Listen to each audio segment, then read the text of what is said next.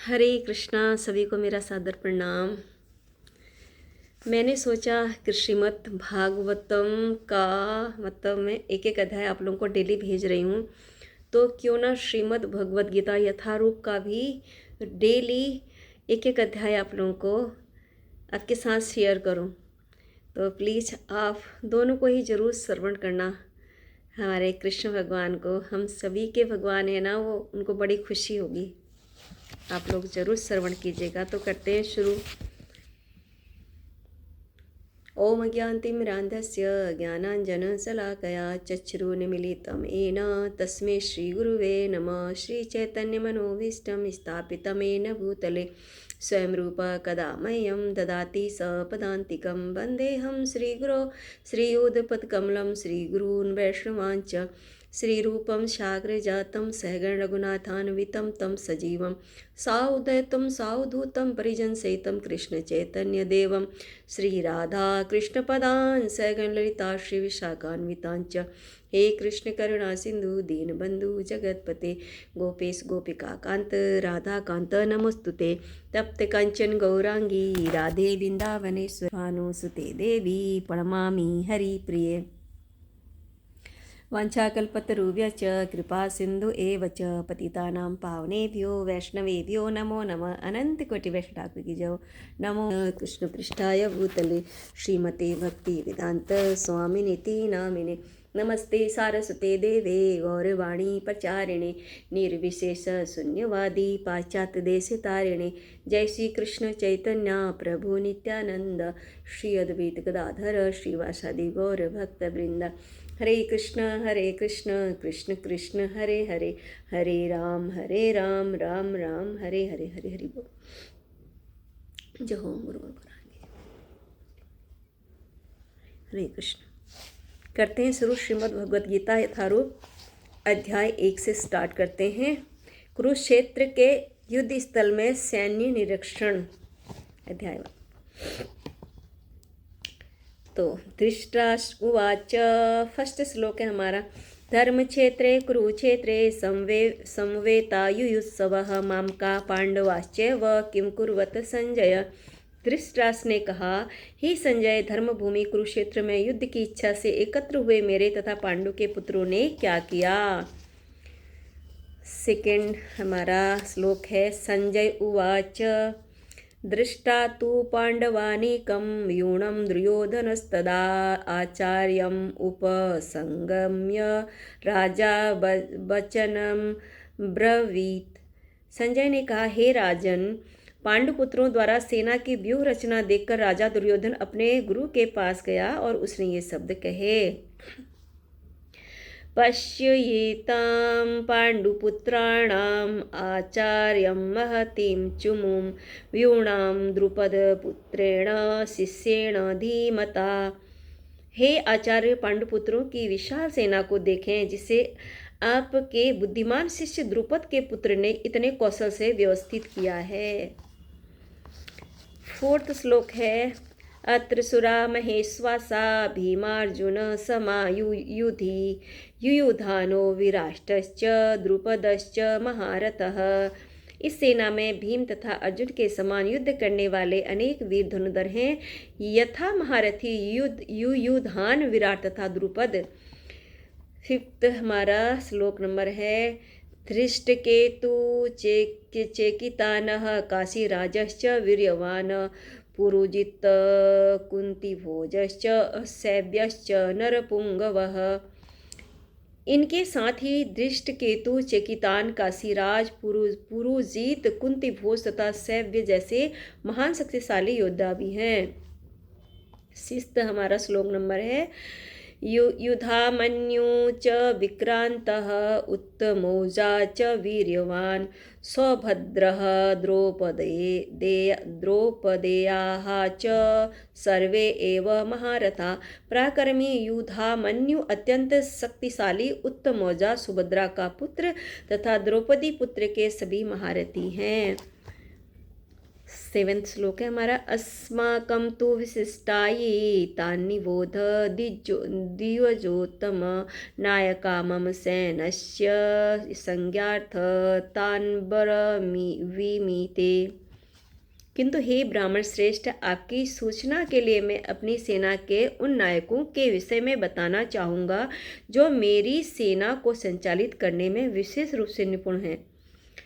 8 श्लोक है। भवान् भीष्म च कर्णः च कृपः च समितिज्जयः अश्वत्थामा विकर्णश्च सोमदत्तिः तथा एव च। मेरी सेना में स्वयं आप भीष्म, कर्ण, कृपाचार्य, अश्वत्थामा, विकर्ण तथा सोमदत्त का पुत्र भूरिश्रवा आदि हैं जो युद्ध में सदैव विजयी रहे हैं। 9th श्लोक है हमारा। अन्ये च बहवः सुरा मदर्थे त्यक्तजीवताः नानाशस्त्रप्रहरणाः सर्वे युद्ध विशारदाः। ऐसे अन्य अनेक वीर भी हैं जो मेरे लिए अपना जीवन त्याग करने के लिए उद्धत हैं। वे विविध प्रकार के हथियारों से सुसज्जित हैं और युद्ध विद्या में निपुण हैं। 10th श्लोक है हमारा। अपर्याप्तं तदस्माकं बलं भीष्माभिरक्षितं पर्याप्तं त्वविदं मेतेषां बलं भीमाभिरक्षितं। हमारी शक्ति अप्रमेय है और हम सब पितामह द्वारा भली भांति संरक्षित हैं, जबकि पांडवों की शक्ति भीम द्वारा भली भांति संरक्षित होकर भी सीमित है। 11 श्लोक है। अयनेषु च सर्वेषु यथा भागम अवस्थिताः भीष्मम् एवाभिरक्षन्तु भवन्तः सर्व एव हि। अतएव सैन्य व्यूह में अपने अपने मोर्चों पर खड़े रहकर आप सभी भीष्म पितामह को पूरी सहायता दें। 12वां हमारा श्लोक है। तस्य सज्जनयन् हर्ष कुरु वृदः पितामह सिंहनादं विनघोचे शंकः ददमो प्रतापवान। तब कुरुवंश के वयोवृद्ध परम प्रतापी एवं वृद्ध पितामह ने सिंह गर्जना की सी ध्वनि करने वाले अपने शंख को उच्च स्वर से बजाया, जिससे दुर्योधन को हर्ष हुआ। 13 श्लोक हमारा है। ततः शंखाश्च वैर्यश्च प्रणवान् खगोमुखाः सहसैवाभ्यहन्त्यन्त सशब्दस्तु मूलोऽभवत्। तत्पश्चात शंख, नगाड़े, बिगुल, तुरही तथा सिंह सहसा एक साथ बज उठे। वह समवेत स्वर अत्यंत कोलाहलपूर्ण था। 14 श्लोक है। ततः श्वेते हये युक्ते महती सयन्दने स्थितो माधवः पाण्डवश्च एव दिव्यो शंखो प्रदब्धमतुः। दूसरी ओर से श्वेत घोड़ों द्वारा खींचे जाने वाले विशाल रथ पर आसीन कृष्ण तथा अर्जुन ने अपने अपने दिव्य शंख बजाए।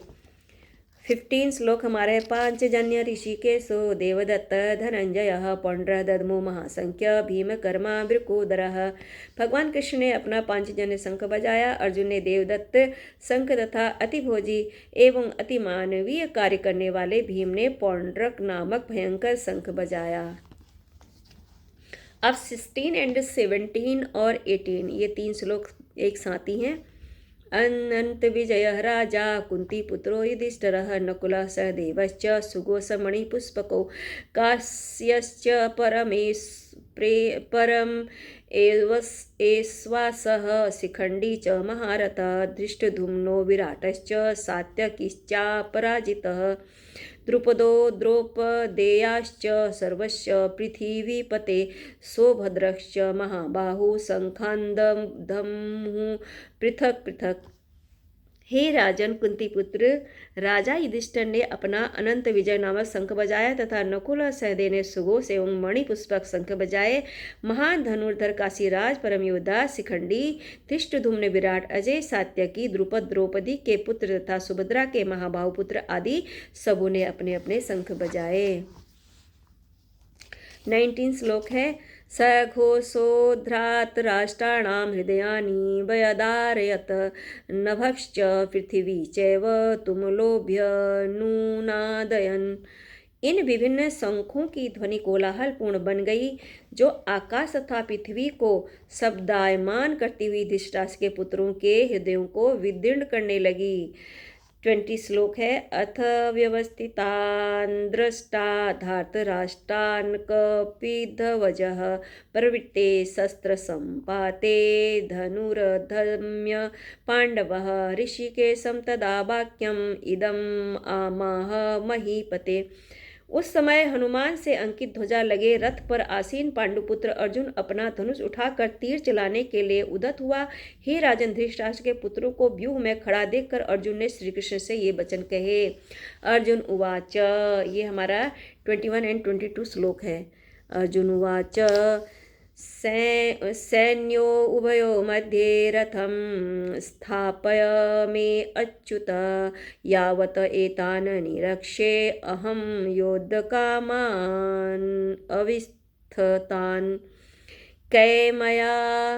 कैमया सह योद्धव्यम् अस्मिन् रणसमुद्यमे। अर्जुन ने कहा, हे अच्युत, कृपा करके मेरा रथ दोनों सेनाओं के बीच ले चलो, जिससे मैं यहाँ उपस्थित युद्ध की अभिलाषा रखने वाले को और शस्त्रों की इस महान परीक्षा में जिनमें मुझे संघर्ष करना है उन्हें देख सकूं। 23 श्लोक हमारा है। यो तस्मान् अवेक्षे अहम ये अते अत्र समागता धार्तराष्ट्राय दुर्बुद्धे युद्धे प्रिय चिकीर्षवः।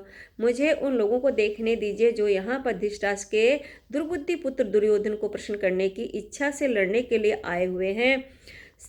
24 श्लोक है। संजय उवाच, एवमुक्तो ऋषिकेशो गुणाकेशान् भारत सैन्योरुभयोर्मध्ये स्थापयित्वा रथोत्तमः।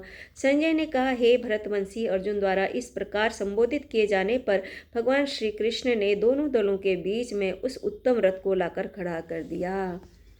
25 है श्लोक नंबर हमारा। भीष्म द्रोण प्रमुखतः सर्वेषां च महीचिताम् उवाच पार्थ पश्येतान् समवेतान् कुरुनीति। भीष्म, द्रोण तथा विश्व भर के अन्य समस्त राजाओं के सामने भगवान ने कहा कि हे पार्थ, यहाँ पर एकत्र सारे कुरुओं को देखो। श्लोक नंबर 26। तत्र अप्यस्यत स्थितान् पार्थः तन् पितामहान् आचार्यान् मातुलान् भ्रातॄन् पुत्रान् पौत्रान् सखीन् तथा स्वसुरान् सुहृदः च एव सैन्यो उभयो अपि। अर्जुन ने वहाँ पर दोनों पक्षों की सेनाओं के मध्य में अपने चाचा ताऊं, पितामहों, गुरुओं, मामाओं, भाइयों, पुत्रों, पौत्रों, मित्रों, ससुरों और शुभचिंतकों को भी देखा। हमारा श्लोक नंबर है 27। तान् समीक्ष स कौन्तेयः सर्वान् बन्धूनवस्थितान् कृपया पर्याविष्टो विषीदन्निदं ब्रवीत्। जब कुंती पुत्र अर्जुन ने मित्रों तथा संबंधियों की इन विभिन्न श्रेणियों को देखा तो वह करुणा से अभिभूत हो गया और इस प्रकार बोला। 28 नंबर श्लोक नंबर 28 है। अर्जुन उवाच, दृष्ट्वेमं स्वजनं कृष्ण युयुत्सु समुपस्थितं सीदन्तीं मम गात्राणि मुखं च परिशुष्यति। अर्जुन ने कहा, हे कृष्ण, इस प्रकार युद्ध की इच्छा रखने वाले अपने मित्रों तथा संबंधियों को अपने समक्ष उपस्थित देखकर मेरे शरीर के अंग कांप रहे हैं और मेरा मुंह सूखा जा रहा है। श्लोक नंबर 29। वेपथ्युश्च शरीरे मे रोमहर्षश्च जायते गाण्डीवं संसृते हस्तात्वक्वचैव परिदह्यते। मेरा सारा शरीर कांप रहा है, मेरे रोंगटे खड़े हो रहे हैं, मेरा गांडीव धनुष मेरे हाथ में सरक रहा है और मेरी त्वचा जल रही है। अर्जुन बोल रहे हैं। श्लोक नंबर 30। न च शक्नोमि अवस्थातुं भ्रमति इव च मे मनः निमित्तानि च पश्यामि विपरीतानि केशवः। मैं यहाँ अब और अधिक खड़ा रहने में असमर्थ हूँ। मैं अपने को भूल रहा हूँ और मेरा सिर चकरा रहा है। हे कृष्ण, मुझे तो केवल अमंगल के कारण दिख रहे हैं। श्लोक नंबर 31। न च श्रेयः अनुपश्यामि हत्वा स्वजनम् आहवे न स्वजनम् आहवे न कांक्षे विजयम कृष्ण न च राज्यम सुखानि च। हे कृष्ण, इस युद्ध में अपने ही स्वजनों का वध करने से न तो मुझे कोई अच्छाई दिखती है, न मैं उससे किसी प्रकार की विजय, राज्य या सुख की इच्छा रखता हूँ। श्लोक नंबर 32, 33, 34 एंड 35 सब एक साथ हैं। किम नो राज्येन गोविंद किम भोगैर्जीवितेन वा येषामर्थे काञ्चितं नो राज्यं भोगाः सुखानि च त इमेव स्थिता युद्धे प्राणास्त्यक्त्वा धनानि च। श्लोक नंबर 33। आचार्याः पितरः पुत्रास्तथैव च पितामहः मातुलाः स्वसुरा पौत्राः शालाः सम्बन्धिनस्तथा। श्लोक नंबर 34। एतात्र हन्तुम् इच्छामि क्रोधोऽपि मधुसूदन अपि त्रैलोक्यराजस्य हेतोः किं नु मही कृते। श्लोक नंबर 35। निहत्य धृतराष्ट्रान्नः का प्रीतिः सया जनार्दन। हे गोविंद, हमें राज्य सुख अथवा इस जीवन से क्या लाभ, क्योंकि जिन सारे लोगों के लिए हम उन्हें चाहते हैं वे ही इस युद्ध भूमि में खड़े हैं। हे मधुसूदन, जब गुरुजन, प्रीतिगण, पुत्रगण, पितामह, मामा, ससुर, पौत्रगण, साले तथा अन्य सारे संबंधी अपना अपना धन एवं प्राण देने के लिए तत्पर हैं और मेरे समक्ष खड़े हैं, तो फिर भी इन सबको क्यों मारना चाहूँगा, भले ही वे मुझे क्यों न मार डालें। हे जीवों के पालक, मैं इन सबों से लड़ने को तैयार नहीं, भले ही बदले में मुझे तीनों लोग क्यों न मिलते हों। इस पृथ्वी की तो बात ही छोड़ दें, भला धृतराष्ट्र के पुत्रों को मारकर हमें कौन सी प्रसन्नता मिलेगी। 36 श्लोक है।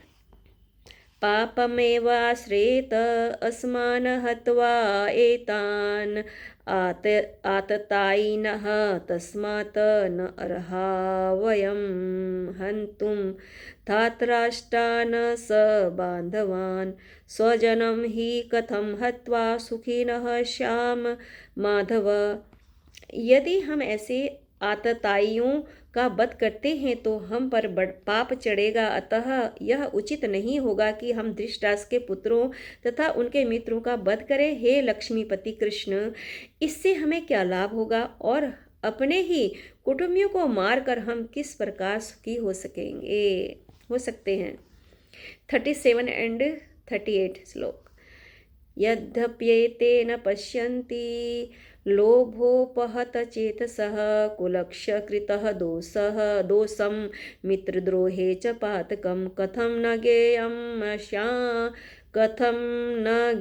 गेयम् अस्साभिः पापादस्मान्निपवर्तितुं कुलक्षकृतः दोषं प्रश्यद्भिर्जनार्दन। हे जनार्दन, यद्यपि लोभ से अभिभूत चित्त वाले ये लोग अपने परिवार को मारने या अपने मित्रों से द्रोह करने में कोई दोष नहीं देखते, किंतु हम लोग जो परिवार के विनिष्ट करने में अपराध देख सकते हैं, ऐसे पाप कर्मों में क्यों प्रवृत्त हो। अर्जुन बोल रहे हैं। श्लोक नंबर 39। कुलक्षये प्रश्यन्ति कुलधर्मा सनातनः धर्मे नष्टे कुलं कृत्स्नं धर्मोऽभिभवत्युत। कुल का नाश होने पर सनातन कुल परंपरा नष्ट हो जाती है और इस तरह शेष कुल भी अधर्म में प्रवृत्त हो जाता है। श्लोक नंबर 40। अधर्माभिभवात् कृष्ण प्रदुष्यन्ति कुलस्त्रियः स्त्रीषु दुष्टासु वार्ष्णेय जायते वर्णशंकरः। हे कृष्ण, जब कुल में अधर्म प्रमुख हो जाता है तो कुल की स्त्रियां दूषित हो जाती हैं और स्त्रीत्व के पतन से ही वृषवंशी अवांछित संतानें उत्पन्न होती हैं।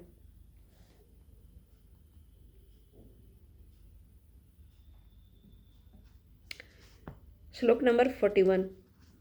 शंकरो नरकाएव कुलघनानां कुलस्त्रिय च पतन्ति पितरो हेषां लुप्तपिण्डोदक्रियः। अवांछित संतानों की वृद्धि से निश्चय ही परिवार के लिए तथा पारिवारिक परंपरा को विनष्ट करने वाले के लिए नारकीय जीवन उत्पन्न होता है। ऐसे पतित कुलों के पुरखे पितर लोग गिर जाते हैं क्योंकि उन्हें जल तथा पिंड दान देने की क्रियाएं समाप्त हो जाती हैं। श्लोक नंबर 42। दोषरेते हे कुलघनानां वर्णशंकरकारके हे उत साधन्ते जातिधर्मा कुलधर्माश्च शाश्वताः। जो लोग कुल परंपरा को विनष्ट करते हैं और इस तरह अवांछित संतानों का जन्म देते हैं, उनके दुष्कर्मों से समस्त प्रकार के सामुदायिक योजनाएं तथा पारिवारिक कल्याण कार्य विनष्ट हो जाते हैं। श्लोक नंबर 43। उत्सन्न कुलधर्माणां मनुष्याणां जनार्दन नरके नियतं वासः भवति इति अनुशुश्रुम। हे प्रजापालक कृष्ण, मैंने गुरु परंपरा से सुना है कि जो लोग कुल धर्म का विनाश करते हैं वे सदैव नरक में वास करते हैं। श्लोक नंबर 44। अहो बत महत् पापं कर्तु व्यवस्थिता वयं यद्राज्य सुखलोभेन हन्तुं स्वजनम उद्धताः। ओह, कितने आश्चर्य की बात है कि हम सब जघन्य पाप कर्म करने के लिए उद्धत हो रहे हैं। राज सुख भोगने की इच्छा से प्रेरित होकर हम अपने ही संबंधियों को मारने पर तुले हैं। श्लोक नंबर 45। यदि मां प्रतीकारं सत्रं सत्रपारण्यः धृतराष्ट्रारणे हन्युस्तन्मे क्षेमतरं भवेत्। यदि शस्त्रधारी धृतराष्ट्र के पुत्र मुझ निहत्थे तथा रणभूमि में प्रतिरोध न करने वाले को मारें तो यह मेरे लिए श्रेयकर होगा। श्लोक नंबर 46। संजय उवाच।